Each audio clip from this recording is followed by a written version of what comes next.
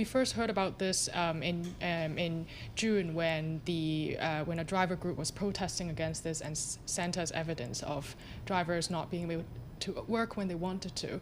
And so we've been reporting about this over the summer, and we heard that drivers were also locked out in surge zones, which goes against what the companies were telling us, that they were doing lockouts only in areas of low demand. So surge zones are when the companies say demand is way bigger than supply, and they would charge customers higher fares as well.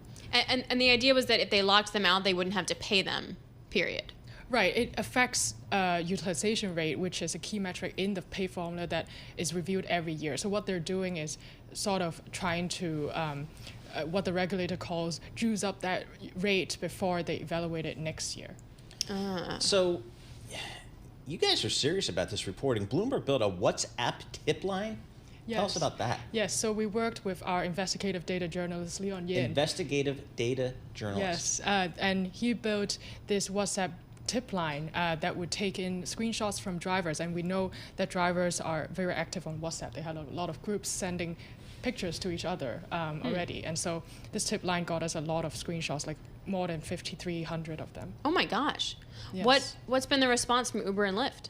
Yeah, so Uber, obviously they say this is harmful. They know this is harmful for drivers, and they basically want the regulator to sort of revisit the law and change this approach so that they don't have to do this again. And same for Lyft. So they acknowledge that they do freeze out their drivers. Yes. And they say they freeze out the drivers for what reason again?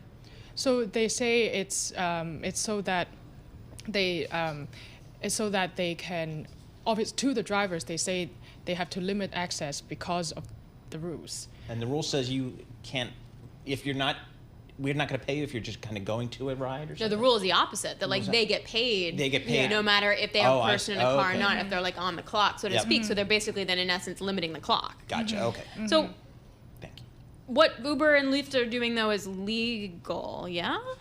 Yeah, there's nothing in the law that says lockouts are illegal. So, which is why this is a loophole that they're using to sort of to sort of affect what happens next year. Okay, that's so.